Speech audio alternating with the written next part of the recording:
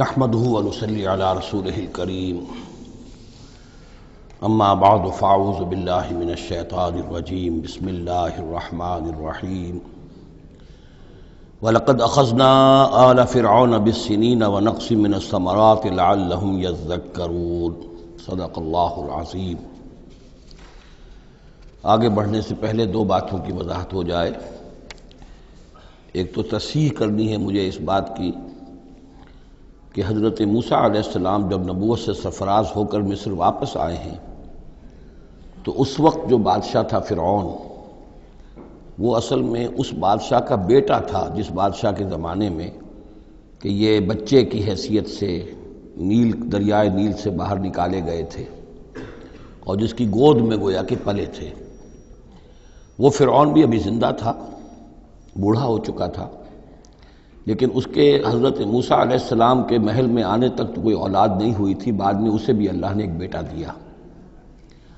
اور اب وہ بیٹا جوان تھا، اور وہ بیٹا جو ہے حضرت موسیٰ علیہ السلام کے ساتھ محل میں پلا بڑھا تھا، بالکل ایسے جیسے بھائی ہوتے ہیں۔ تو اس کے دل میں بھی محبت بہت تھی، گویا کہ حضرت موسیٰ کی حیثیت بڑے بھائی کی تھی، اور اس فرعون کی جس کو اب اس باپ نے تخت سے دستبردار ہو کر اپنا زندہ ہونے کے باوجود سارے امور سلطنت جو ہے تفویض کر دیے تھے اپنے اس بیٹے کو، اس کے دل میں بھی محبت تھی اور اس نے بھی قتل کرنے سے گریز کیا۔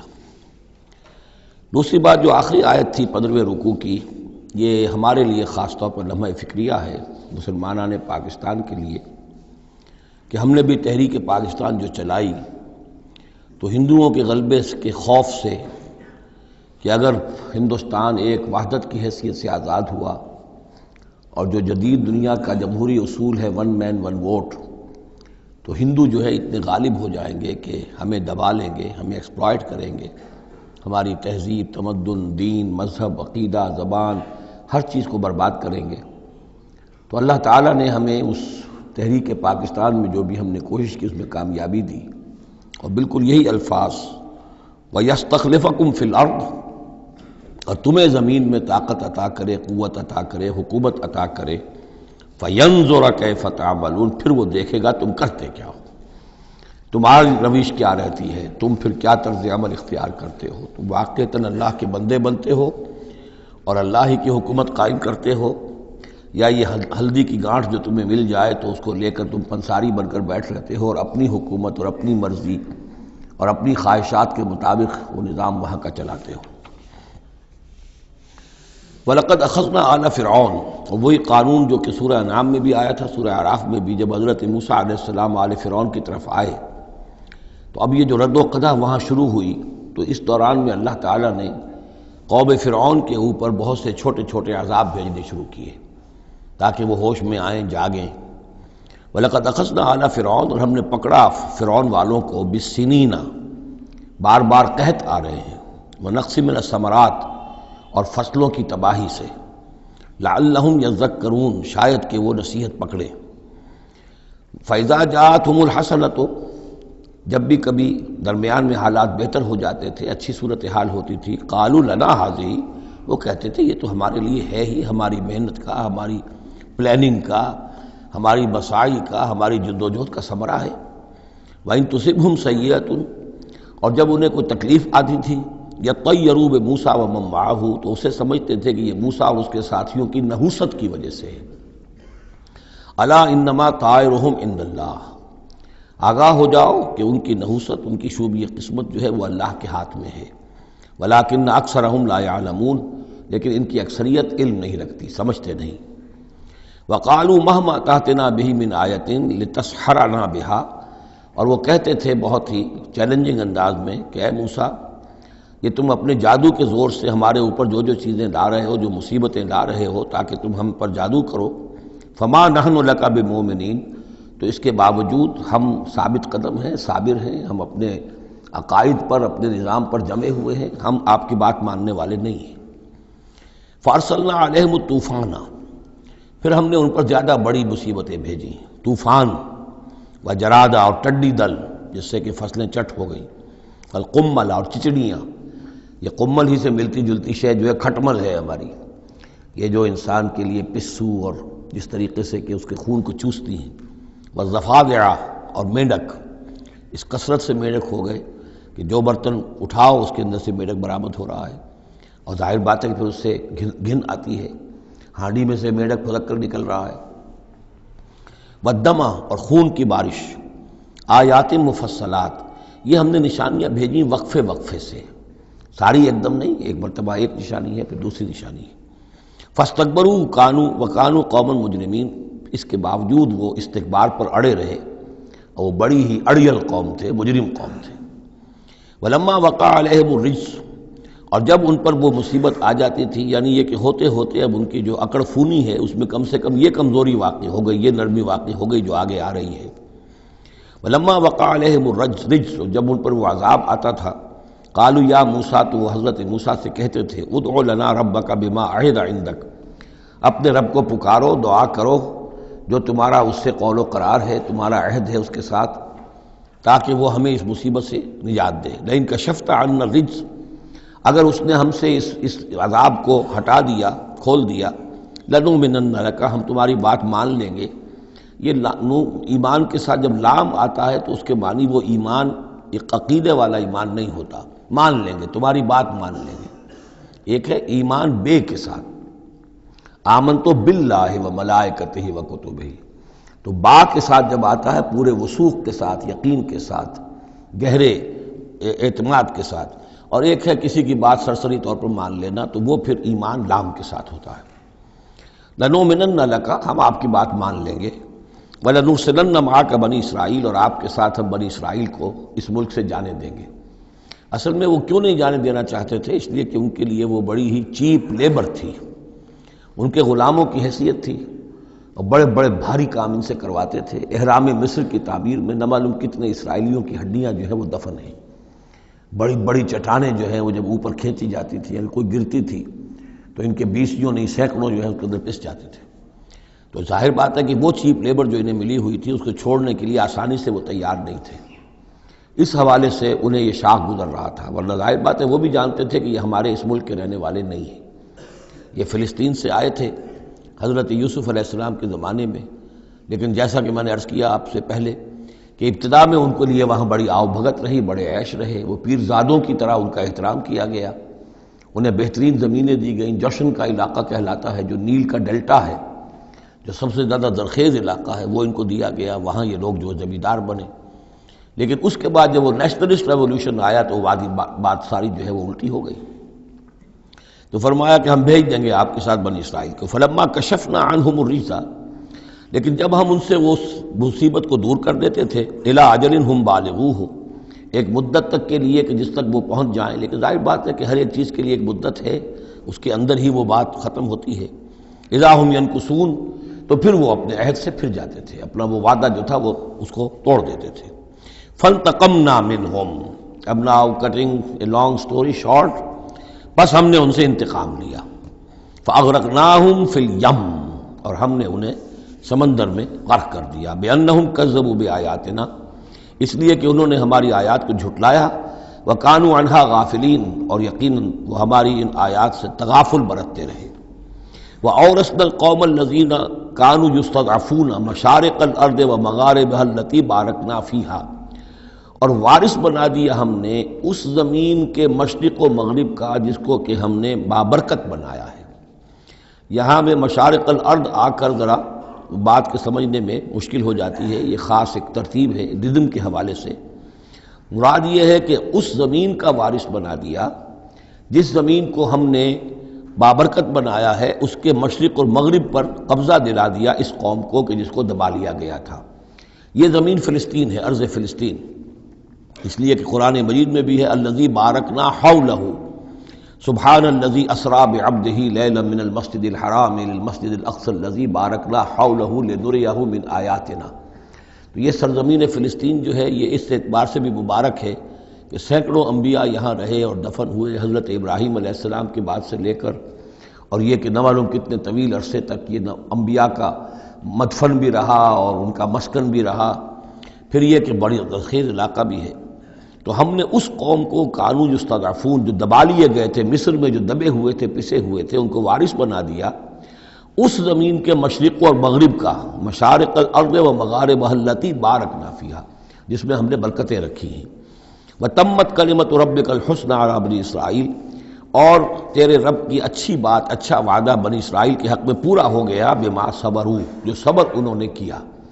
یعنی جو بھی سختیاں آئیں حضرت موسیٰ علیہ السلام کے ساتھ، جو بھی لوگ ان میں سے ایمان لائے تھے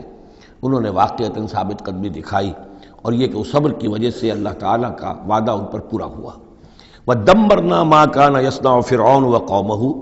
اور ہم نے تباہ و برباد کر دیا جو کچھ کے بنایا تھا فرعون نے اور اس کی قوم نے، وَمَا كَانُوا يَعْرِشُونَ، اور جو وہ اونچے اونچے کرتے تھے، محل بناتے تھے یا کچھ اور اونچی اونچی ٹٹیاں چڑھاتے تھے اپنے انگوروں کی بیلوں کے لیے، ان سب کو ہم نے جو ہے ختم کر کے رکھ دیا۔ اب یہ جو تھا ان کا سفر مصر سے اور جو یہ صحرائے سینا تک آئے، اس کا تذکرہ جو ہے کئی مرتبہ اس سے پہلے مدنی صورتوں میں بھی آ چکا ہے، لیکن اب کچھ واقعات وہ بیان ہو رہے ہیں کہ جو اس ایکسوڈس کے بعد، اسے ایکسوڈس کہتے ہیں، کتاب الخروج، یعنی یہ جو باب ہے اولڈ ٹیسٹمنٹ کا، ایکسوڈس، نکلنا، مصر سے نکلنا، اس کے حالات۔ وَجَاوَزْنَا بِبَنِي إِسْرَائِيلَ الْبَحْرَ، اور پار اتار دیا ہم نے بنی اسرائیل کو سمندر کے یا دریا کے، فَأَتَوْا عَلَىٰ قَوْمٍ، تو ان کا گزر ہوا، پہنچے وہ ایک ایسی قوم پر، يَعْكُفُونَ عَلَىٰ أَصْنَامٍ لَهُمْ، جو اعتکاف کرتے تھے اپنے اپنے بتوں کا۔ یہ لفظ ذرا یہاں پر نوٹ کیجئے، اعتکاف کرنا۔ اصل میں جو فلسفہ ہے بت پرستی کا، جسے کہ آج کے دور میں ڈاکٹر رادھا کرشنن، جو ایک زمانے میں ہندوستان کے صدر بھی رہے ہیں، بہت بڑے فلسفی تھے، بلکہ ایک دور میں یوں سمجھیے کہ دنیا میں دو ہی فلسفیوں کا ڈنکا بج رہا تھا،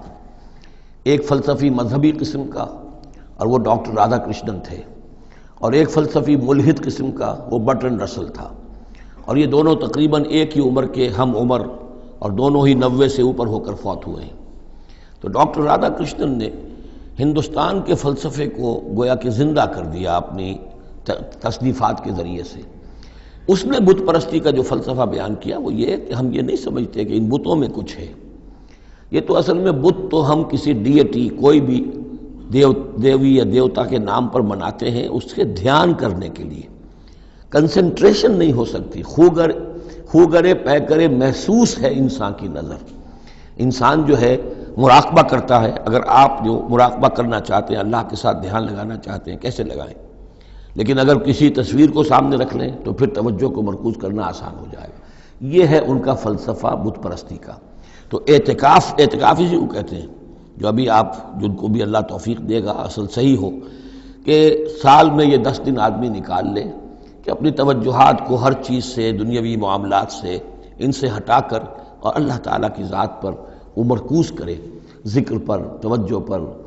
اور دعا پر، مناجات پر، یہ اعتکاف ہے۔ تو انہوں نے بت اپنے بنائے ہوئے تھے اور ان بتوں کا اعتکاف کرتے تھے۔ قالوا یا موسیٰ اجعل لنا الہا کما لہم آلہہ، انہوں نے کہا کہ اے موسیٰ ہمارے لیے بھی کوئی الہ بنا دو، معبود بنا دو،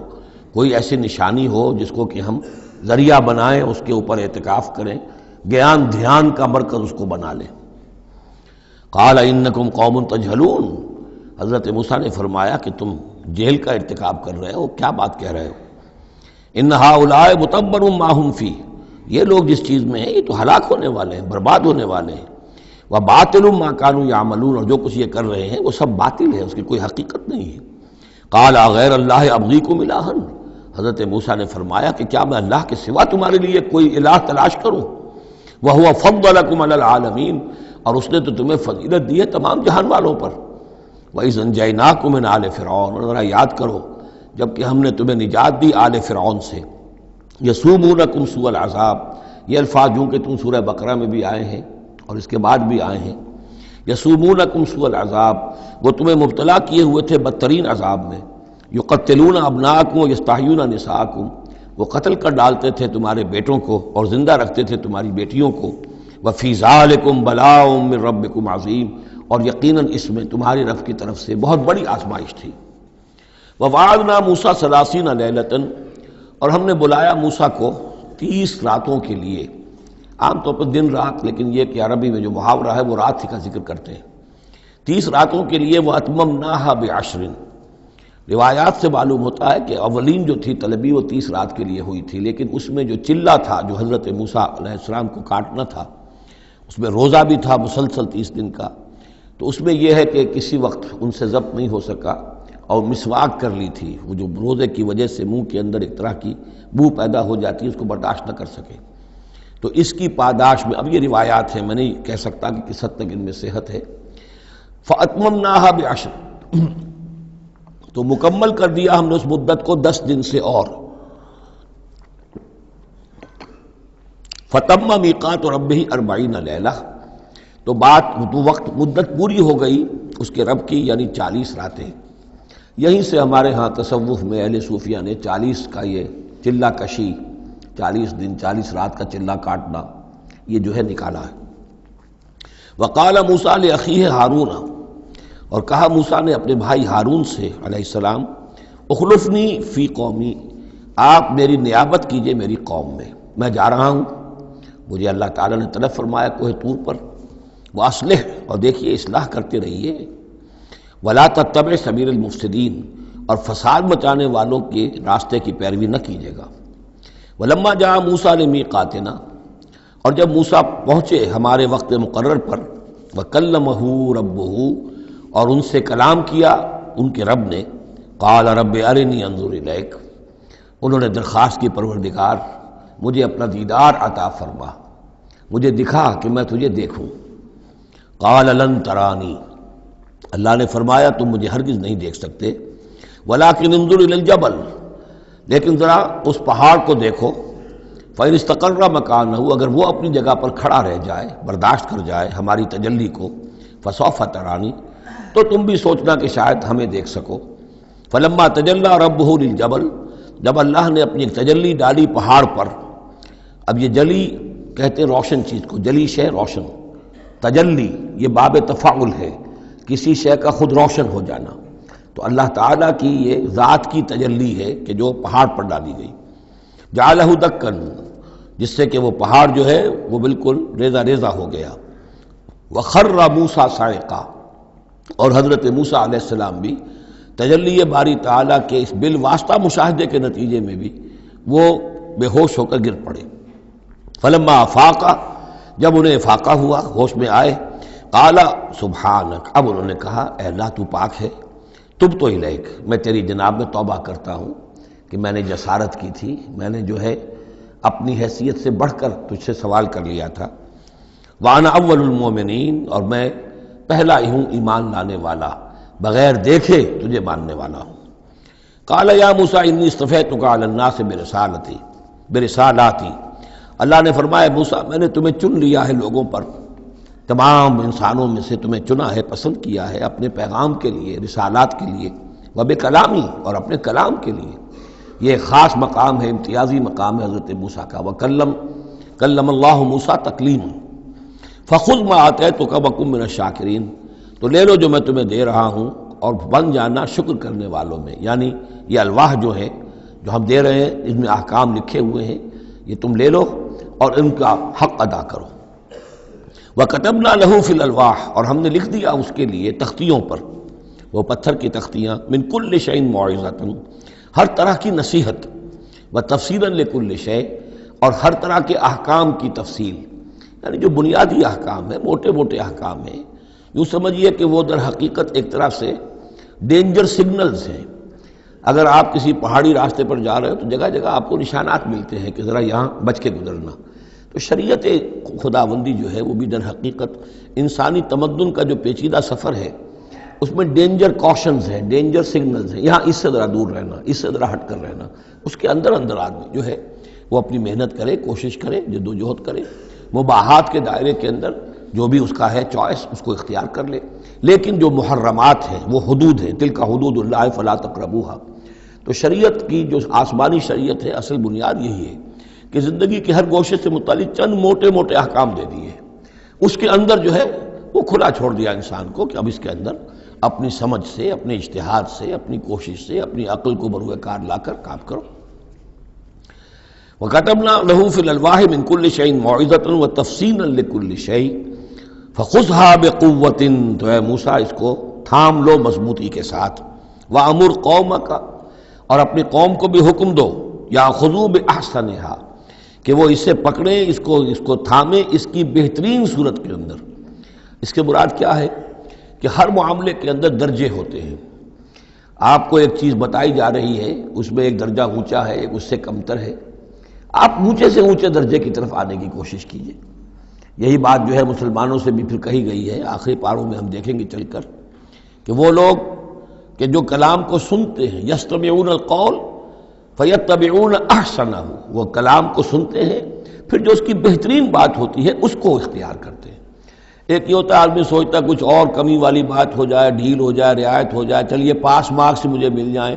مجھے فرسٹ ڈویژن نہیں چاہیے، مجھے سیکنڈ ڈویژن نہیں چاہیے، ڈسٹنکشن نہیں چاہیے، پاس ہی ہو جاؤں۔ لیکن یہ معاملہ دین میں نہیں ہونا چاہیے، یہ معاملہ دنیا میں کرو، دین میں اچھے سے اچھا، اعلی سے اعلیٰ، جیسا کہ ہم پڑھ چکے ہیں سورہ مائدہ کے اندر، اذا اتقوا وآمنوا وعملوا الصالحات ثم اتقوا وآمنوا ثم اتقوا واحسنوا واللہ یحب المحسنین۔ ہے جستجو کہ خوب سے ہے خوب تر کہاں، کیوں نہیں بہتر سے بہتر کی طرف جاتے؟ جتنا آج وقت لگا رہے ہو دین کے لیے اس سے زیادہ لگاؤ کل، اور پرسوں اس سے آگے تمہارا قدم پڑنا چاہیے، نہ یہ کہ آدمی جو ہے وہ پیچھے کی طرف دیکھے۔ وَأَمُرْ قَوْمَكَ يَأْخُذُوا بِأَحْسَنِهَا، اس کا جو بہترین رخ ہے اس کو اختیار کریں۔ سَأُرِيكُمْ دَارَ الْفَاسِقِينَ، ان قریب میں تمہیں وہ گھر دکھا دوں گا جو اس وقت فاسقوں کے قبضے میں ہے۔ یعنی یہاں جو کچھ ہوا ہے، کوہ طور جو ہے وہ سمجھ لیجئے کہ وہ سینائی پیننسلا کا جو ساؤدرن ٹپ ہے وہاں پر ہے تقریباً کوہ طور۔ تو گویا کہ خلیج سویز کو کراس کیا یا کہیں سے کسی جھیل کو کراس کر کے مصر سے آئے سینائی پیننسلا میں، پھر یہ کہ خلیج سویز کے ساتھ ساتھ ہو کر ساؤدرن ٹپ تک پہنچ گیا پورا قافلہ، یہاں پڑاؤ رہا ان کا طویل عرصے تک، اور یہیں پر پھر حضرت موسیٰ علیہ السلام طلب کیے گئے کوہ طور پر، وہاں سے اب واپس آ گئے۔ اب ان سے کہا گیا کہ آگے بڑھو، اور خلیج عقبہ کے ساتھ ساتھ ہو کر داہنی جو ہے کھاڑی جو ہے ریڈ سی کی، اس سے آگے بڑھو اور فلسطین میں جا کے اب تمہیں جنگ کرنی ہے۔ تمہارا وہ ملک جو ہے جو تم چھوڑ کر آئے تھے تقریباً یوں سمجھیے کہ 700-800 برس پہلے یا اس کے آس پاس، اب اس کے اوپر قبضہ ہے مشرکوں کا، کافروں کا، جاہلوں کا۔ اب اس اپنی سرزمین کو ان سے آزاد کرانے کے لیے اب تمہیں جہاد کرنا ہے، وہ جس کا ذکر ہم سورہ مائدہ میں پڑھا ہے، تو اس کا یہاں پر تذکرہ ہو رہا ہے۔ سأُرِيكُمْ دَارَ الْفَاسِقِينَ، یعنی وہ فلسطین تک اب میں تمہیں لے جاؤں گا اور تمہیں دکھا دوں گا وہ جگہ جو تمہارا اصل مسکن ہے، اور اس کے لیے یہ ہے کہ تمہیں اب ان فاسقوں کو وہاں سے نکالنا ہوگا۔ سأصرف عن آیات الذین یتکبرون فی الارض بغیر الحق، میں پھیر دوں گا اپنی آیات سے ان لوگوں کے رخ کو جو زمین میں ناحق تکبر کرتے ہیں۔ یعنی یہ خود اللہ تعالیٰ فرما رہے ہیں جن کے اندر تکبر ہے میں خود ان کا رخ پھیر دیتا ہوں، وہ ہماری آیات کو دیکھتے ہی نہیں، سمجھتے ہی نہیں، اس لیے کہ تکبر ہے۔ تکبر وہ شے ہے جو اللہ کو سب سے زیادہ ناپسند ہے۔ فرمایا گیا ہے ایک حدیث میں، حدیث قدسی میں، الکبر ردائی، تکبر میری چادر ہے۔ تو اگر کوئی اور تکبر کرتا ہے تو گویا کہ میری چادر میرے شانے سے وہ گھسیٹ رہا ہے، تو اس کے خلاف میرا اعلان جنگ ہے۔ ایک اور حدیث میں فرمایا لن يدخل الجنہ من کان فی قلبہ مثقال حبۃ من کبر، جنت میں کبھی داخل نہیں ہو سکے گا وہ شخص جس کے دل میں دانے کے برابر بھی تکبر ہے۔ تکبر سب سے بڑا روگ ہے۔ تو جن لوگوں کے اندر تکبر ہے ہم ان کا رخ پھیر دیتے ہیں اپنی آیات سے، ہم انہیں اس کا اہل نہیں سمجھتے کہ وہ ہماری آیات کو سمجھیں اور دیکھیں۔ وَإِن يَرَوْا كُلَّ آیَةٍ لَا يُؤْمِنُوا بِهَا، اور اگر وہ سرسری طور پر دیکھ بھی لیں، ساری نشانیاں دیکھ لیں، تب بھی وہ ایمان لانے والے نہیں ہیں۔ وَإِن يَرَوْا سَبِيلَ الرُّشْدِ لَا يَتَّخِذُوهُ سَبِيلًا،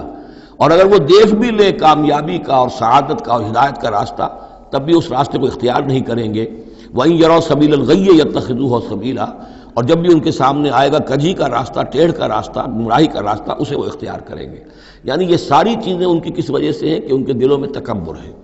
ذالک بانہم کذبوا بآیاتنا، یہ اس لیے کہ انہوں نے ہماری آیات کو جھٹلایا اپنے تکبر کی بنیاد پر، وکانوا عنہا غافلین، اور اس سے تغافل برتتے رہے۔ والذین کذبوا بآیاتنا ولقاء الآخرۃ، اور جو لوگ بھی جھٹلائیں گے ہماری آیات کو اور آخرت کی ملاقات کو، حبطت اعمالہم، ان کے سارے اعمال حبط ہو جائیں گے۔ اپنی جگہ وہ بڑی نیکیاں کما رہے ہوں، جیسے کہ قریش مکہ تھے، ہم کعبے کی خادم ہیں، کعبے کی خدمت کر رہے ہیں، کعبے کو صاف رکھتے ہیں، حاجیوں کو دودھ پلاتے ہیں، پانی پلاتے ہیں، ان کے سارے عمل حقارت ہو جائیں گے۔ هل یجزون الا ما كانوا يعملون، اور ان کو نہیں دیا جائے گا بدلے میں مگر وہی کچھ جو وہ کرتے تھے۔ واتخذ قوم موسیٰ من بعدہ من حلیہم عجلا جسدا لہ خوار، اور بنا لیا موسیٰ کی قوم نے ان کے بعد، حضرت موسیٰ علیہ السلام جب چلے گئے کوہ طور پر تو پیچھے یہ ایک فتنہ اٹھا ہے سامری، یہ سامری جو ہے اس نے فتنہ اٹھایا، اور جو کچھ ان لوگوں کے پاس، اسرائیلیوں کے پاس جو ان قبطیوں کے زیورات بہت سے رکھے ہوئے تھے امانتاً، وہ بھی جانتے تھے کہ یہ قوم، یہ چونکہ ابراہیم کی نسل میں سے ہیں تو یہ امانت دار ہیں، جب یہ وہاں سے چلے تو وہ سارے جو ہیں وہ زیورات بھی وہ لے کر آ گئے تھے اپنے دشمنوں کے، ان زیورات کو لے کر اس نے گلایا، آگ میں تبایا، گلایا، اور اس سے ایک بچھڑے کی شکل بنائی، اور کچھ ایسی کاریگری رکھی کہ اس میں سے ہوا جب گزرتی تھی ایسے سوراخ رکھ دیے کہ اس میں سے ایسی آواز آتی تھی جیسے کہ بچھڑا جو ہے وہ بول رہا ہے، اور اس نے کہا یہ ہے تمہارا خدا۔ یہ موسیٰ تو بھول گیا، موسیٰ کو مغالطہ ہو گیا، وہ کہاں گیا ہے، کس خدا سے ملنے گیا، خدا تو یہ ہے۔ اور اس میں بھی ایک اور بات دوسری جگہ پر آ جائے گی، یہاں تو نہیں ہے، کہ حضرت موسیٰ علیہ السلام اصل میں اپنے اشتیاق اور محبت اور شوق اور جذبے کی وجہ سے قبل از وقت چلے گئے تھے، جو وقت معین تھا کوہ طور پر آنے کا اس سے پہلے۔ تو اللہ نے جواب طلبی کی تھی، ما عجلک عن قومک یا موسیٰ، اے موسیٰ اپنی قوم کو چھوڑ کر پہلے کیسے آ گئے ہو؟ اور انہوں نے جواب دیا، اجلت الیک رب لترضی، پروردگار میں جلدی آیا تاکہ تو راضی ہو جائے، تو میرا شوق دیکھ، میرا اشتیاق دیکھ، تیری محبت، تجھ سے گفتگو اور کلام کی جو میرے اندر شوق ہے اس کی وجہ سے آیا ہوں۔ تو گویا کہ وہ تو شاباش کی توقع رکھتے تھے، یہاں ڈانٹ پڑ گئی، ما عجلک عن قومک یا موسیٰ قال عجلت الیک رب لترضی، لیکن اللہ نے فرمایا فإنا فتنا قومک من بعدک، تمہاری اس عجلت کی وجہ سے ہم تمہاری قوم کو تمہارے بعد فتنے میں ڈال چکے ہیں۔ تو جلدی خیر کے لیے بھی نہیں کرنی چاہیے، خیر کے کام کو بھی عین وقت پر سہج پکے سو میٹھا ہو۔ تو اس عدل لہم سامری نے انہیں گمراہ کر دیا ہے، وہ تذکرہ ہو رہا ہے۔ من حلیہم، زیوروں سے، عجلاً جسداً، ایک بدن سا بنایا بچھڑے کا سا، لہو خوار، جس میں گائے کی سی آواز آتی تھی۔ الم یروا انہ لا یکلمہم، کیا انہوں نے یہ نہیں غور کیا کہ وہ نہ ان سے بات کر سکتا ہے، وہ گدھے کی سی یا گھوڑے کی سی یا بچھڑے کی سی آواز سے تو کوئی بات نہیں بنتی، ولا یہدیہم سبیلا، نہ انہیں وہ کوئی راستہ بتا سکتا ہے، اتخذوہ وکانوا ظالمین، انہوں نے اسی کی عبادت شروع کر دی، اسے معبود بنا لیا، اور وہ تھے بہت ظالم۔ ولما سقط فی ایدیہم ورأوا انہم قد ضلوا، اور جب ان کے ہاتھوں کے طوطے اڑ گئے، پچھتاوا ہوا، یعنی ان میں سے بھی گویا کہ 3 حصوں میں قوم تقسیم ہو گئی۔ ایک قوم، بڑا حصہ قوم کا وہ رہا جو اس گناہ میں شریک نہیں ہوا، ایک حصہ وہ تھا کہ جو کچھ دیر کے لیے شریک رہا لیکن فوراً ہوش میں آ گیا بعد میں، تیسرا حصہ وہ تھا جو حضرت موسیٰ علیہ السلام کی واپسی تک اس پر اڑا رہا، جازم رہا۔ تو یہاں اس درمیانی طبقے کا ذکر ہو رہا ہے، وَلَمَّا سُقِطَ فِي أَيْدِيهِمْ وَرَأَوْا أَنَّهُمْ ضَلُّوا، جب ان کے ہاتھوں کے طوطے اڑ گئے، ان کے پچھتاوا طاری ہوا، اور انہوں نے سوچا ہم تو گمراہ ہو گئے، یہ ہم کیا کر بیٹھے۔ قَالُوا لَئِن لَّمْ يَرْحَمْنَا رَبُّنَا، انہوں نے کہا کہ اگر ہمارے رب نے ہم پر رحم نہ فرمایا، وَيَغْفِرْ لَنَا، اور اگر ہمیں بخش نہ دیا، لَنَكُونَنَّ مِنَ الْخَاسِرِينَ، تو ہم تو ہو جائیں گے بہت خسارے والوں میں سے۔ وَلَمَّا رَجَعَ مُوسَىٰ إِلَىٰ قَوْمِهِ غَضْبَانَ أَسِفًا، تو جب موسیٰ لوٹے اپنی قوم کے پاس، غضبان آصفا، غضبان یہ فعلان کے وزن پر، رحمان کے وزن پر، نہایت غضبناک۔ حضرت موسیٰ علیہ السلام کا مزاج بھی جلالی تھا، پھر یہ کہ اتنی بڑی گمراہی، اور یہ اللہ تعالیٰ نے کوہ طور ہی پر بتا دیا تھا کہ تمہاری قوم پیچھے فتنے میں پڑ چکی ہے اور وہ گمراہ ہو چکی ہے۔ فَإِنَّا فَتَنَّا قَوْمَكَ مِن بَعْدِكَ وَأَضَلَّهُ السَّامِرِي، تو وہاں سے آئے ہی ہیں تو غضبناک تھے، غضبان آصفا، نہایت افسوس میں بھی اور سخت غضبناک۔ قال بئس ما خلفتمونی من بعدی، یہ خطاب حضرت ہارون سے بھی ہو سکتا ہے اور اپنی پوری قوم سے بھی ہو سکتا ہے۔ بری ہے میری نیابت جو تم نے کی ہے میرے بعد، عاجلتم امر ربکم، تم نے اپنے رب کے معاملے کے اندر جلدی کی، میرا انتظار کرتے، اگر اس نے کچھ بنا ہی دیا تھا، کوئی شوبدہ دکھایا تھا، میرے آنے تک انتظار کر لیتے، میں تمہیں بتاتا اس کی حقیقت کیا ہے۔ وَأَلْقَى الْأَلْوَاحَ، اور انہوں نے وہ جو تختیاں لے کر آئے تھے کوہ طور سے تورات والی، وہ تو ایک طرف ڈال دی۔ وَأَخَذَ بِرَأْسِ أَخِيهِ يَجُرُّهُ إِلَيْهِ، اور غضبناک ہو کر اپنے بھائی حضرت ہارون علیہ السلام کا سر کے بال پکڑ لیے اور اپنی طرف کھینچا غصے میں، یہ تم نے کیا کیا میرے پیچھے، یہ میں تمہیں خلیفہ بنا کر گیا تھا۔ قال ابن امہ، انہوں نے کہا اے میرے ماں جائے، اے میرے ماں کے بیٹے، ان القوم استضعفونی، قوم نے مجھے دبا لیا تھا، مجھے بے بس کر دیا تھا، وقادوا یقتلوننی، اور وہ تو میرے قتل پر آمادہ ہو گئے تھے، میں نے انہیں روکا، میں نے منع کیا، لیکن وہ اس درجے اس معاملے کے اندر آگے بڑھ گئے تھے، قادوا یقتلوننی، وہ تو مجھے قتل کرنے پر آمادہ تھے۔ فلا تشمت بی الاعداء، تو دیکھیں اب مجھ پر آپ دشمنوں کو ہنسنے کا موقع نہ دیں۔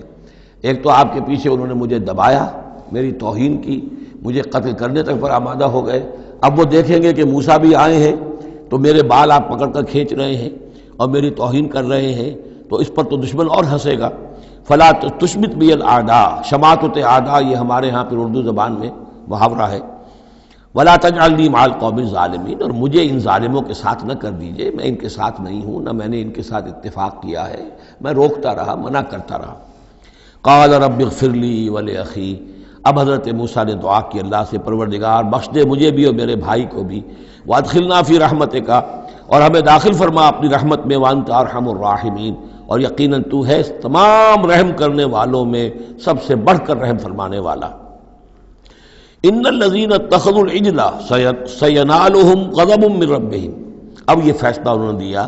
یقیناً جن لوگوں نے اس بچڑے کو اپنا معبود بنایا، ان قریب ان پر آئے گا غضب ان کے رب کی طرف سے، گویا کہ قتل مرتد کی سزا جس کا ذکر ہم سورہ بقرہ میں پڑھ چکے ہیں۔ وذلۃ فی الحیات الدنیا، دنیا میں ذلت بھی آئے گی، وکذالک نجزی المفترین، اور اسی طریقے سے بہتان باندھنے والوں کو، جھوٹ گھڑنے والوں کو ہم جزا دیتے ہیں۔ والذین عملوا السیئات ثم تابوا من بعدها وآمنوا، البتہ جن لوگوں نے کچھ دیر کے لیے یہ غلط کام کیا تھا لیکن پھر وہ توبہ کر لی انہوں نے، من بعدها اس کے بعد، وآمنوا اور ایمان لے آئے، ان ربک من بعدها لغفور الرحیم، تو یقیناً اس کے بعد آپ کا رب جو ہے غفور الرحیم ہے۔ جن سے عارضی طور پر یہ بات ہو گئی تھی پھر انہوں نے توبہ کر لی، ان کے لیے تو مغفرت ہے، اللہ تعالیٰ معاف فرمائے گا، غفور الرحیم ہے۔ البتہ جو اب تک اس پر اڑے رہے ہیں ان کے لیے یہ حد جاری کی جائے گی۔ یہ بالکل ایسے ہی جیسے سورہ مائدہ میں ہم نے پڑھا ہے محاربے والی آیت میں، کہ اگر کوئی ڈاکو ہے، راہزن ہے، کوئی ملک کے اندر فساد مچا رہے ہیں، تو اگر اس سے پہلے کہ تم ان پر قابو پاؤ اگر وہ توبہ کر لیں تو پھر ان کے لیے معاملہ اور ہوگا، پھر ان کے ساتھ نرمی بھی ہو سکتی ہے، معاف بھی کیا جا سکتا ہے، لیکن اگر قابو پا لو تو پھر ان کی سزا بہت سخت ہے، لیکن قابو پانے سے پہلے توبہ کر لیں تو ان کے لیے نرمی۔ اسی طرح یہاں معاملہ ہے۔ وَلَمَّا سَكَتَ عَنْ مُوسَى الْغَضَبُ، جب موسیٰ کا غصہ کو ٹھنڈا پڑا، أَخَذَ الْأَلْوَاحَ، اب انہوں نے وہ تختیاں اٹھائیں، وَفِي نُسْخَتِهَا هُدًى وَرَحْمَةٌ لِّلَّذِينَ هُمْ لِرَبِّهِمْ يَرْهَبُونَ، اور اس کی تحریر میں لکھا ہوئی تھی رحمت، ہدایت بھی اور رحمت بھی ان لوگوں کے حق میں جو اپنے رب سے ڈرتے ہیں، اپنے رب کا تقوی اور خوف رکھتے ہیں۔ وَاخْتَارَ مُوسَىٰ قَوْمَهُ 70 رَجُلًا لِمِيقَاتِنَا، اب ایک تو سزا دے دی گئی، ایک تو پرج ہو گئی، اور یہودی جو ہیں جنہوں نے کہ آخری وقت تک اس کے اوپر قائم رہے انہیں قتل کر دیا گیا۔ اب اس کے بعد ایک اجتماعی توبہ کے لیے حضرت موسیٰ علیہ السلام نے اپنی قوم کے 70 سرکردہ افراد کو لیا، واختارا چن لیا، اختارا موسیٰ قومہ 70 رجلا لمیقاتنا، اللہ تعالیٰ ہی نے طلب فرمایا ہے ہمارے وقت مقررہ کے لیے چن لیے موسیٰ نے اپنی قوم میں سے 70 سرکردہ افراد۔ فلما اخذتهم الرجفۃ، جب وہ آئے ہیں کوہ طور پر یا اس کے قریب تو ان کے اوپر کپ کپی طاری ہو گئی یا زلزلے نے آ پکڑا، یعنی وہ ایک سخت ترین جو ہے ان کے لیے پھر خوفناک صورت پیدا کر دی گئی۔ قال رب، حضرت موسیٰ نے عرض کیا پروردگار، لو شئت اہلکتہم من قبل وإیایا، اگر تیری مشیت یہی تھی تو اس سے پہلے ہی ہمیں بھی ہلاک کر سکتا تھا، مجھے بھی کر سکتا تھا، انہیں بھی کر سکتا تھا۔ خطا کار تو ہم ہیں، غلطی ہوئی ہے، لیکن بہرحال ہم نے اتنا بڑا کفارہ بھی دے دیا ہے، اپنی قوم کے اتنے لوگوں کو اپنے ہاتھوں ذبح بھی کیا ہے، لیکن یہ کہ اگر ہلاک ہی کرنا تھا جو اس وقت شکل ہو رہی ہے تو پہلے قدم پر بھی تو ہلاک کر سکتا تھا۔ لو شئت اہلکتہم من قبل وإیایا، اگر تو چاہتا تو ہلاک کر دیتا ان سب کو بھی اور مجھے بھی۔ اتہلکنا بما فعل السفہاء منا، کیا تم ہمیں ہلاک کر دے گا ہمارے کچھ بے وقوف لوگوں کی حرکت کی وجہ سے؟ ہمارے ہاں کچھ بے وقوف تھے جنہوں نے حرکت کی تھی، اور ان کی وجہ سے کیا پوری قوم کو ہلاک کر دے گا؟ ان ہی الا فتنتک، نہیں یہ تیری طرف سے ایک آزمائش ہے۔ تضل بہا من تشاء، تو گمراہ کرتا ہے اس کے ذریعے سے جس کو چاہتا ہے، وتہدی من تشاء، اور ہدایت دیتا ہے جس کو چاہتا ہے۔ انت ولینا، تو ہمارا ولی ہے، ہمارا ساتھی ہے، پشت پناہ ہے، مولا ہے۔ فاغفر لنا، پس ہمیں بخش دے، ہماری گناہ کو معاف فرما، ورحمنا، ہم پر رحم فرما وانت خیر الغافرین، اور یقیناً تمام بخشنے والوں میں تو سب سے بہتر بخشنے والا ہے۔ وَاکتب لنا فی ہذہ الدنیا حسنہ وفی الآخرہ، ہمارے لیے اس دنیا کی زندگی میں بھی حسنہ لکھ دے، طے کر دے۔ اب دیکھیے یہ دعا کر رہے ہیں حضرت موسیٰ اپنی قوم کے لیے، بنی اسرائیل کے لیے، وَاکتب لنا فی ہذہ الدنیا حسنۃ وفی الآخرہ، وہی الفاظ ربنا آتنا فی الدنیا حسنۃ وفی الآخرۃ حسنۃ وقنا عذاب النار۔ تو لکھ دے، طے کر دے کہ ہمارے لیے دنیا میں بھی حسنہ ہو، آخرت میں بھی۔ انا ہدنا الیک، ہم تیری جناب میں توبہ کرتے ہیں، رجوع کرتے ہیں، جو خطا ہو گئی ہے اس کا اعتراف کرتے ہوئے معافی چاہتے ہیں۔ قال عذابی اصیب بہ من اشاء، اللہ نے فرمایا جہاں تک میرے عذاب کا تعلق ہے وہ تو اس میں تو میں مبتلا کروں گا جس کو چاہوں گا۔ ورحمتی وسعت کل شیء، تم رحمت کا سوال کر رہے ہو تو ایک رحمت تو میری وہ ہے جو ہر شے کے شامل حال ہے، ہر شے کا وجود میری رحمت سے ہے، اس کا بقا میری رحمت سے ہے، اس کا تسلسل میری رحمت سے ہے۔ ایک تو رحمت عامہ ہے جو تمام مخلوقات کو شامل ہے، تمام مخلوقات جو ہے اس میں سے حصہ پا رہی ہیں۔ ورحمتی وسعت کل شیء فساکتبھا، اب یہاں مراد ہے خاص رحمت جس کے لیے تم کہہ رہے ہو، وہ تو میں لکھ دوں گا ان لوگوں کے لیے۔ اب یہ بہت اہم مقام یہاں آ رہا ہے، وہ اپنی رحمت میں خاص کر دوں گا، لکھ دوں گا للذین یتقون، جو تقوی کی روش اختیار کریں، ویؤتون الزکاۃ، اور زکوٰۃ دیتے رہیں، والذین ھم بآیاتنا یؤمنون، اور جو لوگ ہماری آیات پر ایمان پختہ رکھیں، الذین یتبعون الرسول النبی الامی الذی یجدونہ مکتوبا عندہم فی التوراۃ والانجیل، جو اتباع کریں گے ہمارے امی نبی کی، جس کا کو رسول بنا کر بھیجا جائے گا، رسول نبی امی کا اتباع کریں گے، جسے وہ پائیں گے الذی یجدونہ، جسے پائیں گے لکھا ہوا مکتوباً عندہم، ان کے پاس، اپنے پاس، فی التوراۃ والانجیل، کہ وہ ان کے پاس اس کی پیشن گوئیاں، اس کے حالات، اس کی علامات تورات اور انجیل دونوں میں ہوں گی۔ تو جو لوگ ان کا اتباع کریں گے، نبی امی محمد الرسول اللہ صلی اللہ علیہ وسلم امیین میں سے اٹھائے گئے، اور آپ واقعتاً اس قوم میں سے تھے جس کے پاس کوئی کتاب نہیں تھی، کوئی شریعت نہیں تھی، ویسے بھی آپ نے دنیاوی اعتبار سے کوئی تعلیم حاصل نہیں کی، دنیاوی معیار کے اعتبار سے لکھنا پڑھنا آپ نہیں جانتے تھے، تو امی تھے۔ تو رسول نبی الامی، جو پیروی کریں گے میرے اس رسول کی جو نبی امی ہوگا، جسے یہ پائیں گے الذی یجدونہ مکتوبا، لکھا ہوا، جس کی علامات اور جس کی پیشن گوئیاں، عندہم فی التوراۃ والانجیل، ان کے پاس تورات اور انجیل دونوں میں، یامرہم بالمعروف، وہ انہیں نیکی کے حکم دے گا، وینہاہم عن المنکر، اور تمام بدیوں سے روکے گا، ویحل لہم الطیبات، اور ان کے لیے تمام حلال چیزیں، پاک چیزیں حلال کر دے گا۔ یعنی جو ہم پڑھ چکے ہیں کچھ چیزیں تھیں کہ جو بنی اسرائیل پر ان کی شرارتوں کی وجہ سے بھی حرام کر دی گئی تھی، یہ تمام بندشیں اٹھا دے گا، تمام پاکیزہ چیزوں کو ان کے لیے حلال کرے گا۔ وَيُحَرِّمُ عَلَيْهِمُ الْخَبَائِثَ، اور جتنی خبیث ناپاک چیزیں ہیں انہیں حرام قرار دے گا۔ وَيَضَعُ عَنْهُمْ إِصْرَهُمْ وَالْأَغْلَالَ الَّتِي كَانَتْ عَلَيْهِمْ، اور ان سے اتار دے گا، دور کر دے گا، انہیں نجات دے گا ان کے بوجھوں سے اور ان کی ان توقوں سے کہ جو ان کے اوپر پڑے ہوئے ہوں گے۔ یعنی مختلف رسوم اور رواج، ان کے توق جو لوگ باندھ لیتے ہیں اپنے گلوں کے اندر، چاؤ میں کچھ لوگ دولت والے جو ہیں وہ نئی نئی رسمیں ایجاد کرتے ہیں، نئے نئے تہوار ایجاد کرتے ہیں، نئی جو ہیں، اور تقریبات کا چرچا ہو جاتا ہے۔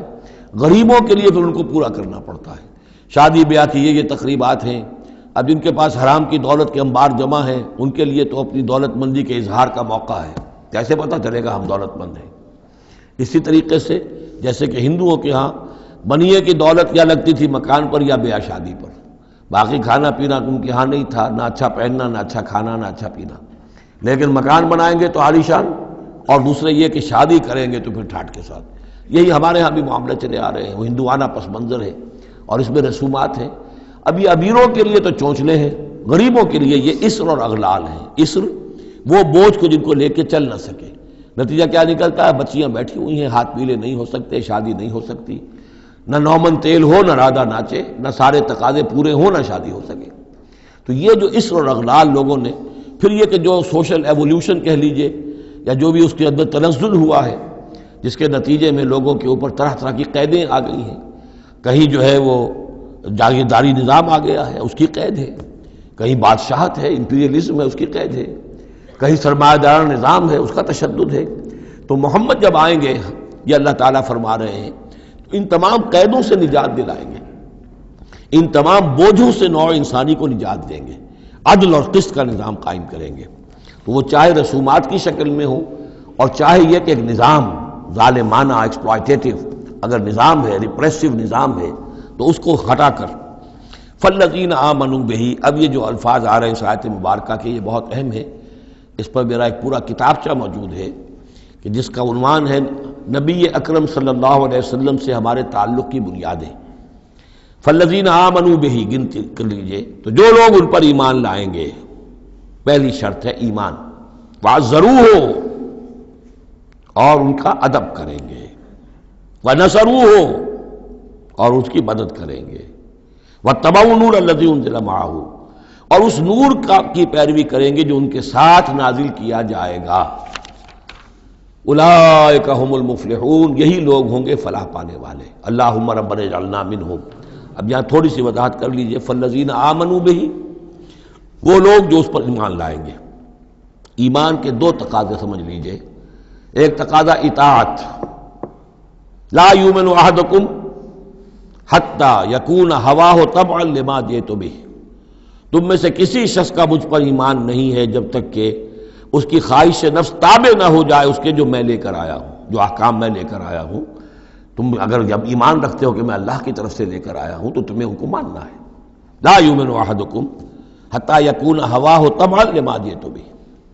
دوسرا تقاضا، لا یؤمن احدکم حتی اکون احب الیہ من والدہ وولدہ والناس اجمعین، تم میں سے کوئی شخص مومن نہیں ہو سکتا جب تک کہ میں اسے محبوب تر نہ ہو جاؤں، اپنے باپ سے بھی، بیٹے سے بھی، تمام انسانوں سے۔ تو ایک غائب درجے میں اتباع اور اطاعت،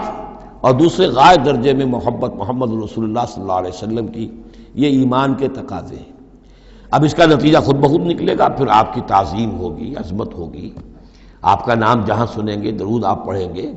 یہ ساری چیزیں جو ہیں، اور یہ کہ جہاں آپ کا کوئی قول آپ کو سنایا جائے فوراً زبان بند ہو جانی چاہیے۔ پھر یہ نہیں کہ اپنی عقل جو ہے آدمی لڑا رہا ہے، ہاں اس کی تحقیق ہو سکتی ہے کہ واقعتاً یہ حضور نے فرمایا یا نہیں فرمایا، یہ حدیث ضعیف ہے، مضبوط ہے، کیسی ہے، لیکن اس وقت خاموش ہونا ضروری ہے۔ جب کسی نے کہا یہ حدیث ہے، ہو سکتا ہے کہ حدیث صحیح ہو اور حضور کی طرف اس کی نسبت جو ہے وہ صحیح ہو، مضبوط ہو، لہذا فوری طور پر اپنی زبان بند کر دینا یہ ادب کا تقاضا ہے۔ تو عزروہ ونصروہ، اور مدد کرے۔ مدد کس کام میں؟ حضور نے ذاتی تو اپنی کوئی امپائر بلڈ نہیں کی، نہ آپ نے اپنے لیے کوئی جاگیر بنائی، نہ کوئی جائیداد بنائی، کس کام کے لیے نصرت چاہیے تھی اللہ کے دین کے لیے، اس کے غلبے کی جد و جہد، اس کے لیے بھیجے گئے محمد صلی اللہ علیہ وسلم، هو الذی ارسل رسولہ بالہدی ودین الحق لیظہرہ علی الدین کلہ، اور اس کے لیے پکار ہے من انصاری اللہ، یہ میرا فرض منصبی ہے، اللہ کا دین مجھے غالب کرنا ہے، یہ میری ذمہ داری ہے، کون ہے جو میرا ہاتھ بٹھائے، میرا مددگار بنے۔ تو یہ میدان اب بھی کھلا ہوا ہے، دین پہلے غالب ہوا تھا پھر مغلوب ہو گیا، اور اب تو مغلوب ہے پوری دنیا میں، کہیں بھی ہم ایک انچ زمین نہیں دکھا سکتے جہاں کہہ سکے دنیا سے، نوع انسانی سے کہ آؤ اور دیکھو یہاں یہ اصل دین موجود ہے بتمام و کمال۔ تو وہ مشن جو ہے محمد رسول اللہ صلی اللہ علیہ وسلم کا، وہ اب بھی زندہ ہے، لہذا اس کی مدد کرنی ہے۔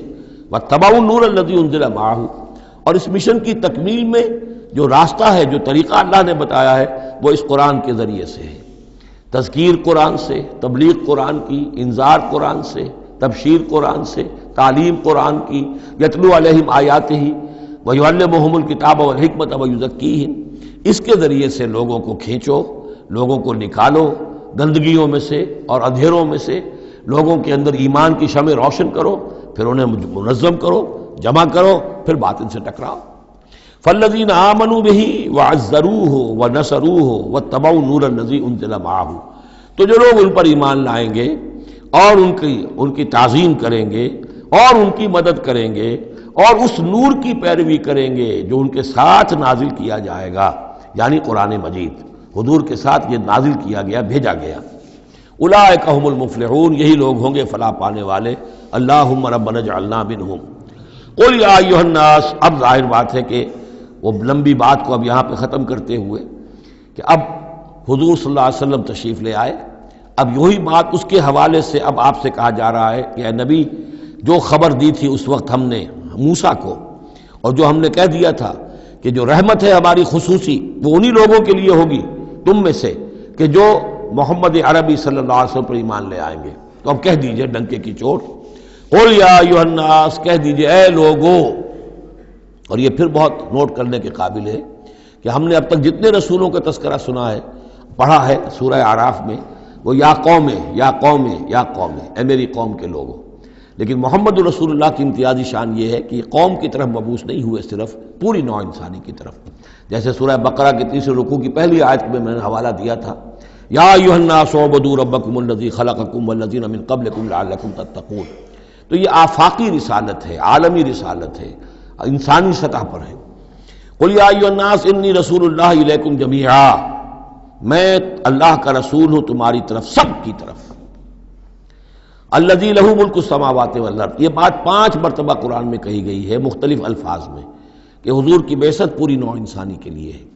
جس میں سب سے نمایاں آیت وہ ہے وما ارسلناک الا کافۃ للناس بشیرا ونذیرا، ہم نے نہیں بھیجا ہے محمد آپ کو مگر پوری نوع انسانی کے لیے بشیر اور نذیر بنا کر۔ باقی یہ کہ اور مختلف اسالیب میں 4 مرتبہ اور یہ بات آئی ہے کہ آپ کی بعثت جو ہے کسی خاص قوم، کسی خاص ملک، کسی خاص رنگ اور نسل کے لوگوں، کسی خاص قبیلے کی طرف نہیں ہے، بلکہ پوری نوع انسانی کی طرف ہے۔ قل یا ایھا الناس انی رسول اللہ الیکم جمیعا الذی لہ ملک السماوات والارض، میں اس اللہ کا رسول ہوں جس کے لیے آسمان اور زمین کی بادشاہی ہے۔ لا الہ الا ہوا، اس کے سوا کوئی معبود نہیں۔ یحیی و یمیت، وہی زندہ رکھتا ہے اور وہی موت وارد کرتا ہے۔ فآمنوا باللہ، تو ایمان لاؤ اللہ پر، ورسولہ النبی الامی الذی، اور اس کے اس رسول پر جو نبی امی ہے، اور جو یؤمن باللہ وکلماتہ، جو ایمان رکھتا ہے اللہ پر اور اس کے کلام پر، اس کے کلمات پر، اس کی باتوں پر، واتبعوہ، اور اس کی پیروی کرو، لعلکم تہتدون، تاکہ تم ہدایت پاؤ۔ یہ گویا کہ اعلان عام ہوا محمد رسول اللہ صلی اللہ علیہ وسلم کا کہ وہ جو بات اللہ تعالیٰ نے حضرت موسیٰ سے کہی تھی، یہ اس کے مطابق میری بعثت ہوئی ہے۔ اور اب گویا کہ جیسا کہ میں نے آپ کو بتایا تھا، یہ تمہید ہے، تیاری ہو رہی ہے، چونکہ اب مدینے کی طرف سفر کرنا ہے۔ یہ صورت پہلے نازل ہو گئی ہے تاکہ وہ ذہن تیار ہو جائے اس کے لیے کہ اب یہود کے 3 بڑے بڑے قبیلے وہاں پر آباد ہیں، ان سے براہ راست اب سابقہ پیش آئے گا۔ ابھی تک براہ راست خطاب یہود سے نہیں ہوا، یا بنی اسرائیل سے کوئی خطاب نہیں، گفتگو ہو رہی ہے محمد رسول اللہ سے یا اہل مکہ سے یا حضور کی وساطت سے مسلمانوں سے۔ لیکن یہ کہ وہ باتیں ساری وہ آ رہی ہیں کہ جن کا اب محل جو ہے واضح ہو جائے گا ہجرت کے بعد۔ وَمِن قوم موسیٰ امۃ یہدون بالحق وبہ یعدلون، اور موسیٰ کی قوم میں یقیناً کچھ لوگ ایسے تھے، امتن ایسے لوگ تھے کہ جو حق کی ہدایت دیتے تھے۔ یعنی یہ تو نہیں ہو سکتا اتنے جلیل القدر پیغمبر کے کوئی بھی ساتھی نہ ہو، حواری نہ ہو، یا بڑی اکثریت ان کی جو ہے ناہنجاروں پر رہی مشتمل، لیکن بہرحال ان کے ساتھ ایک جماعت ان کے حواریین کی، ان کے ساتھیوں کی۔ وَمِن قوم موسیٰ امۃ یہدون بالحق وبہ یعدلون، ایسی قوم ان کے اندر رہی ہے، قوم موسیٰ میں سے ایسی لوگ، ایسی جماعت جو حق ہی کی ہدایت بھی دیتے تھے اور حق ہی کے ساتھ فیصلے بھی کرتے تھے، عدل بھی کرتے تھے۔ وَقَطَّعْنَاهُمْ اثْنَتَيْ عَشْرَةَ أَسْبَاطًا أُمَمًا، اور ہم نے انہیں علیحدہ علیحدہ کر دیا 12 بڑی بڑی قبیلوں کی جماعت میں، اسباط امما، بار جماعتیں بن گئیں، علیحدہ علیحدہ ان کی امتیں بن گئیں، علیحدہ قبیلے بن گئے، کیونکہ یہ 12 بیٹے تھے حضرت یعقوب علیہ السلام کے، اور ان میں سے ہر ایک سے ایک قبیلہ چلا ہے۔ تو ابھی وہ انسان کا جو تمدنی ارتقاء جو ہے ابھی قبائلی دور میں تھا، لہذا اس قبائلی نظام ہی کو اللہ تعالیٰ نے ان کے لیے باقی رکھا۔ چنانچہ پانی بھی جب دیا تو 12 چشمے، تاکہ ہر قبیلے کا چشمہ علیحدہ ہو اور یہ آپس میں لڑیں جھگڑے نہیں۔ ہر قبیلے کا کوئی اپنا سردار ہے، اس کا اپنا ایک نظام ہے، کوئی نزاع ہو گیا ہے تو وہ آپس میں اس کو حل کر سکتے ہیں، لیکن اگر بین القبائل معاملہ ہو جائے تو پھر اس کو حل کرنا جو ہے مشکل ہو جائے گا۔ وَأَوْحَيْنَا إِلَىٰ مُوسَىٰ إِذْ اسْتَسْقَاهُ قَوْمُهُ، اور ہم نے وحی کی موسیٰ کی طرف جب کہ پانی طلب کیا ان سے اس کی قوم نے، أَنِ اضْرِب بِعَصَاكَ الْحَجَرَ، کہ اپنے اسی عصا سے، اپنی لاٹھی سے ضرب لگائیے چٹان پر۔ فَانْبَجَسَتْ مِنْهُ اثْنَتَا عَشْرَةَ عَيْنًا، تو اس میں سے 12 چشمے پھوٹ بہے۔ یہ بات ہم پڑھ چکے ہیں سورہ بقرہ میں۔ قَدْ عَلِمَ كُلُّ أُنَاسٍ مَشْرَبَهُمْ، ہر قبیلے نے، ہر قوم نے پہچان لیا، معین کر لیا اپنے مشرب کو۔ مشرب یہ بھی اس میں ظرف ہے، پینے کی جگہ، اپنا گھاٹ معین ہو گیا، یہ چشمہ ہمارا، یہ چشمہ ان کا، یہ چشمہ ان کا ہے، یہ بنی لاوی کا ہے، یہ فلاں کا ہے، بنی یہودا کا ہے۔ وَظَلَّلْنَا عَلَيْهِمُ الْغَمَامَ، اور ہم نے ان کے اوپر سائبان ابر کا طاری کر دیا تاکہ دھوپ سے بچیں. وانزلنا علیہم المن والسلویٰ، اور ہم نے ان پر من اور سلویٰ کے ذریعے انہیں خوراک بہم پہنچائی، اتارا ان پر ہم نے من اور سلویٰ. کلوا من طیبات ما رزقناکم، کھاؤ ان پاکیزہ چیزوں میں سے کہ جو ہم نے تمہیں رزق میں دی ہیں. وما ظلمونا، اور انہوں نے کوئی ہم پر ظلم نہیں کیا. ہم پر کیا ظلم کر سکتے تھے، ہمارا کیا بگاڑ سکتے تھے. پہلے بھی الفاظ آئے ہیں، کہیں میں تیزی میں غلط ترجمہ کر گیا ہوں کہ ہم نے ان پر کوئی ظلم نہیں کیا. وما ظلمناہم ہوتا تو ہم نے ان پر ظلم نہیں کیا. وما ظلمونا، انہوں نے ہمارا کیا بگاڑا، ہمارا کیا بگاڑ لیں گے. ایک حدیث قدسی میں آتا ہے کہ اے میرے بندو، اگر تم سب کے سب اولین اور آخرین اور انس اور جن سب بدترین جیسے ہو سکتا ہے تم میں سے کوئی شخص ویسے بن جاؤ تب بھی میرے خزانے میں کوئی کمی نہیں آئے گی. اور تم سب کے سب اولکم و آخرکم و انسکم و جنکم سب کے سب مل جاؤ اور بہترین میرے مطیع بن جاؤ، میرے بندگی کرنے والے بن جاؤ، میرے خزانے میں کوئی اضافہ نہیں ہوگا، میں تو غنی ہوں. تو وما ظلمونا، انہوں نے ہم پر ہمارا کچھ نہیں بگاڑا. ولیکن کانوا انفسہم یظلمون، لیکن وہ خود اپنی ہی جانوں پر ظلم کرتے رہے. وَإِذْ قِيلَ لَهُمُ اسْكُنُوا هَٰذِهِ الْقَرْيَةَ، اور یاد کرو جب کہ ان سے کہا گیا تھا کہ آباد ہو جاؤ اس بستی میں. یہ جیریکو، اریحا، پہلا شہر فلسطین کا کہ جو یوشع ابن نون جوشع ان کی سرکردگی میں جب بنی اسرائیل نے قتال کیا ہے پھر تو یہ پہلا شہر فتح ہوا. جب ان سے کہا گیا کہ اب اس میں تم رہ سکتے ہو، بس جاؤ. وَكُلُوا مِنْهَا حَيْثُ شِئْتُمْ، اور اس میں سے جو بھی چاہو جہاں سے بھی چاہو تم کھاؤ. وَقُولُوا حِطَّةٌ، اور دیکھو استغفار کرتے رہو، کہتے رہو اے اللہ ہمارے گناہ جھاڑ دے، ہماری کوتاہیاں، ہماری جو بھی کوئی کمیاں رہ گئی ہیں ان کو پورا کر دے. وَادْخُلُوا الْبَابَ سُجَّدًا، اور جب داخل ہو شہر کے دروازے میں تو سر جھکا کر داخل ہو، تمہاری گردنیں اکڑی ہوئی نہ ہوں. نغفر لکم خطیئاتکم، ہم تمہاری جو بھی خطائیں ہیں وہ بخش دیں گے، جو بھی غلطیاں ہوئی ہیں فروغ گزاشتیں ہوئی ہیں ان سب سے درگزر فرمائیں گے.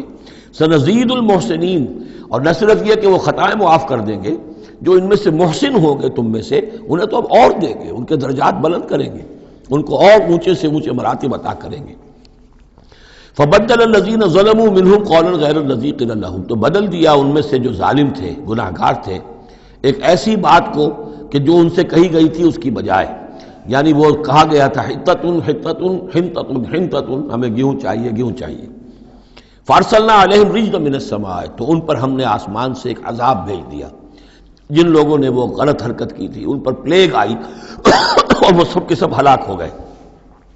بما کانوا یظلمون، بسبب ان کے اس ظلم کے جو انہوں نے اپنے آپ پر کیا تھا. واسألہم عن القریۃ التی کانت حاضرۃ البحر، اور ذرا ان سے سوال کیجئے اس بستی کے بارے میں کہ جو ساحل سمندر پر تھی، حاضرۃ البحر، سمندر کے کنارے پر تھی. یہ اب اصحاب سبت کا واقعہ آ رہا ہے. اس یادونا، اور عام طور پر خیال یہ کہ جو ایلات کی بندرگاہ ہے یہاں پر یہ واقعہ ہوا تھا. اب بھی وہ ایلات کی بندرگاہ ہے. 1967 میں جو جنگ ہوئی تھی عرب اور اسرائیل جنگ، اس میں اصل میں اسی ایلات کی بندرگاہ کا گھیراؤ کر لیا تھا صدر ناصر صاحب نے، بلاکیڈ آف دی ایلات پورٹ، اور اس کے نتیجے میں پھر بڑا زبردست جو ہے حملہ کیا اچانک جو ہے اسرائیل نے. اور یہ کہ صحرائے سینا بھی مصر سے ہتھیا لیا تھا، گولان ہائٹس جو ہیں وہ سیریا سے اس نے فتح کر لیے، اور پورا مغربی کنارہ جو اردن کا جو ہے اتنا بڑا علاقہ، زرخیز ترین علاقہ جو ہے فلسطین کا، وہ اردن سے اس نے ہتھیا لیا تھا، جس میں سے صرف سینائی پیننسولا بھی واپس کیا گیا ہے. اور یہ جو مغربی کنارے پر ان کی کوئی ایک آٹونومس سی چھوٹی سی ریاست قائم کرنے کی کوششیں ہو رہی ہیں. باقی یہ کہ گولان ہائٹس پر ابھی کوئی معاملہ نہیں ہوا. تو وہیں پر اسی ایلات بندرگاہ پر یہ واقعہ ہوا ہے، وہیں پر یہ کوئی قوم مچھیروں کی آباد تھی. واسألہم عن القریۃ التی کانت حاضرۃ البحر، وہ سمندر کے کنارے آباد تھی. اذ یعدون فی السبت، جبکہ وہ سبت کے قانون میں حد سے تجاوز کرنے لگے. اذ تأتیہم حیتانہم یوم سبتہم شرعا، جبکہ آتی تھیں ان کی مچھلیاں ان کے پاس یوم سبتہم، جس دن کہ ان کا سبت ہوتا تھا. شرعا، شرع جیسے کہ نیزہ کو چلاتا ہے، یعنی یہ کہ کبھی اگر آپ نے کماڑی میں کھڑے ہو کر دیکھا ہو تو کبھی کبھی ایسا ہوتا ہے کہ کوئی مچھلی جو ہے وہ چھلانگ مار کے اوپر آتی ہے پھر اندر چلی جاتی ہے. اب ظاہر بات ہے کہ یہ اٹکیلیاں کرتی تھی مچھلیاں، اللہ تعالیٰ نے سکس سینس دے رکھی ہے، حیوانات کو بھی ہے، انہیں پتہ چل گیا تھا ہفتے کا ایک دن ایسا ہے کہ ہمیں کوئی ہاتھ نہیں لگاتا۔ اب وہ آ رہی ہیں، اٹکیلیاں کر رہی ہیں، چھلانگیں لگا رہی ہیں، یہ کھڑے ہوئے ہاتھ بندھے ہوئے ہیں، اس لیے کہ سبت ہے، ہفتے کا دن ہے، پکڑ تو نہیں سکتے۔ تو شرعاً آتے تھے جیسے نیزے چل رہے ہوں۔ وہ یوم لا یثبتون لا یاتیہم، جس دن سبت نہیں ہوتا تھا یعنی باقی 6 دن وہ دور کہیں گہرے پانی میں چلی جاتی تھی، اور گہرے پانی میں جا کے مچھلیوں کا پکڑنا جو ہے اس وقت تک تو انسان کے پاس آلات نہیں تھے۔ کذالک نبلوہم بما کانوا یفسقون، اس طرح ہم نے انہیں آزمایا تھا، ایک بڑی آزمائش میں ڈال دیا کہ دیکھیں یہ کتنے ثابت قدم رہتے ہیں، شریعت کے حکم پر قائم رہتے ہیں اور فاقہ برداشت کر لیتے ہیں، یا یہ کہ شریعت کے ساتھ کوئی استہزاء کرتے ہیں، تمسخر کرتے ہیں۔ وَإِذْ قَالَتْ أُمَّةٌ مِّنْهُمْ، یہاں بھی نوٹ کر لیجئے کہ جیسے وہاں معاملہ ہوا 3 حصوں میں یہ قوم تقسیم ہو گئی۔ ایک حصہ وہ تھا کہ جس نے اس گناہ میں حصہ نہیں لیا اور وہ منع بھی کرتا رہا کہ مت کرو، دیکھو نہیں منکر کا فریضہ سر انجام دیتا رہا، یہ اللہ تعالیٰ کا۔ وہ کرتے کیا تھے؟ ہفتے کے روز گئے، گڑھے کھودے اور سمندر کا پانی اس میں لے آئے ساحل کے ساتھ گڑھے کھود کر، تو اس کے ساتھ مچھلیاں بھی آ گئیں، واپسی کا راستہ کر دیا بند، مچھلی کو ہاتھ نہیں لگایا، ہفتے کو اتوار کو جا کے مچھلی پکڑ لی، تو فائدہ کیا ہوا؟ اصل میں ہفتے کا قانون تو یہ تھا کہ ہفتے کا دن تم لگاؤ اللہ کی یاد میں، ذکر میں، عبادت میں، تورات پڑھو، پڑھاؤ، سیکھو، سکھاؤ۔ 6 دن تم کام کرو دنیا کا، اپنی معاش کا، 7واں دن تم فارغ رکھو اللہ کے لیے، دین کے لیے۔ لیکن جب وہ گڑھے کھودنے میں دن صرف ہو گیا تو چاہے مچھلی پکڑی یا نہیں پکڑی، تو جو اصل روح تھی اس حکم کی وہ تو ختم ہو گئی۔ تو یہ ہے کہ جس میں انہوں نے استہزاء کیا، گویا کہ شریعت کا مذاق اڑایا۔ اب ایک تو وہ تھے کہ جنہوں نے نہ تو اس جرم میں حصہ لیا اور وہ منع بھی کرتے رہے، ایک وہ تھے کہ جو حصہ تو نہیں لیا جرم میں لیکن منع نہیں کرتے تھے، خاموش رہتے تھے، تیسرے وہ تھے کہ جو جرم کے اندر باقاعدہ جری ہو کر وہ حصہ لے رہے تھے۔ تو اب جو لوگ منع کر رہے تھے ان سے انہوں نے کہا جو منع نہیں کر رہے تھے، جو خود بھی نہیں کر رہے تھے لیکن منع بھی نہیں کر رہے تھے۔ اذ قالت امۃ، جب کہا اس درمیانی طبقے نے، منہم ان میں سے، لم تعظون قوما اللہ مہلکہم، کیوں وعظ کر رہے ہو ان لوگوں کو، کیوں اپنے آپ کو ہلکان کرتے ہو کہہ کہہ کہ تم اور نہی عن المنکر کا فریضہ سر انجام دے دے کے تھک گئے ہو، یہ قوم اب ماننے والی نہیں ہے، اللہ اس کو ہلاک کر کے رہے گا۔ لم تعظون قوما اللہ مہلکہم او معذبہم عذابا شدیدا، یا انہیں پھر عذاب دے گا بہت سخت عذاب۔ قالوا، اب یہ جواب کن کی طرف سے ہے؟ جو خود بھی بچے ہوئے تھے گناہ سے، روک بھی رہے تھے اپنی امکانی حد تک کہ خدا کے لیے باز آ جاؤ، یہ شریعت کا استہزاء نہ کرو، مذاق نہ اڑاؤ۔ قالوا معذرۃ الی ربکم، انہوں نے کہا کم سے کم اپنے رب کے ہاں ہم عذر تو پیش کر سکیں گے کہ اے پروردگار ہم آخری وقت تک انہیں روکتے رہے، ہم نہیں عن المنکر کا فرض سر انجام دیتے رہے، ہم نے اپنی بات نہیں چھوڑی، ہم نہ صرف یہ کہ اس گناہ سے خود بچے رہے بلکہ ان گناہ گاروں کو بھی روکتے رہے۔ وَلَعَلَّهُمْ يَتَّقُونَ، اور یہ اس سے بھی زیادہ اہم ہے، اور کیا پتہ ہو سکتا ہے ان میں تقویٰ پیدا ہو جائے۔ کیسے آپ کہہ سکتے کسی ایک بندے کی سمجھ میں آ جائے، کوئی ایک شخص تائب ہو جائے؟ تو جیسا کہ حضور کی حدیث حضرت علی سے خطاب کر کے آپ نے فرمایا، لا یہدی اللہ بک رجلا واحدا خیر لک من حمر النعم، اگر اللہ تمہارے ذریعے سے علی ایک شخص کو بھی ہدایت دے دے تو یہ تمہارے لیے سرخ اونٹوں سے بڑھ کر دولت ہے۔ تو اگر ایک بھی بچ جائے، لعلہم یتقون، فلما نسوا ما ذکروا بہ، تو پھر جب انہوں نے نظر انداز کر دیا اس نصیحت کو جو انہیں کی جا رہی تھی، یعنی لگے رہے اپنے اس جرم کے اندر، انجینا الذین ینہون عن السوء، ہم نے بچا لیا ان کو جو کہ بدی سے روکتے تھے، عذاب سے بچے ہیں صرف وہ جو بدی سے روکتے تھے۔ وَأَخَذْنَا الَّذِينَ ظَلَمُوا بِعَذَابٍ بَئِيسٍ بِمَا كَانُوا يَفْسُقُونَ، اور پکڑ لیا ہم نے ان کو کہ جو اس ظلم میں، گناہ میں اور شریعت کا استہزاء کرنے میں کہ جو مجرم تھے، ان کو ایک بہت ہی برے عذاب میں پکڑا، ان کی اس ناہنجاری کی وجہ سے، سرکشی کی وجہ سے، نافرمانی کی وجہ سے۔ فلما آتوا عما نہوا عنہ، جب وہ بڑھ گئے، چڑھ گئے، بہت ہی آگے بڑھ گئے ان چیزوں میں جن سے ان کو روکا گیا تھا، قلنا لہم کونوا قردۃ خاسئین، تو ہم نے کہہ دیا کہ اب ہو جاؤ بندر، ذلیل بندروں کی شکل میں ان کی صورتیں جو ہیں وہ تبدیل کر دی گئی۔ یہ ہے وہ مکمل واقعات جس کا حوالہ اس سے پہلے کئی بار آ چکا ہے۔ سب سے پہلے سورہ